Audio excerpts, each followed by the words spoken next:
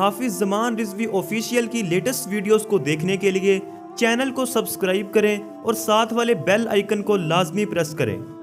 अस्सलामु अलैकुम वरहमतुल्लाहि वबरकातुहू। नाज़रीन मोहतरम, मैं हाफिज़ ज़मान रिज़वी आपकी खिदमत में एक नए वीडियो के साथ हाजिर हूँ। आज अल्हम्दुलिल्लाह मुल्क पाकिस्तान के अंदर तहरीक लब्बैक पाकिस्तान की मुख्तलिफ़ मकामात पर जो है वो रैलियाँ निकल रही हैं। तो इस हवाला से कराची के अंदर भी बहुत ही बड़ी रैली निकली। जी हाँ नाज़रीन मोहतरम, कैमरे की हद जो है वो ख़त्म हो जाती है लेकिन लोग जो हैं उससे भी आगे हैं।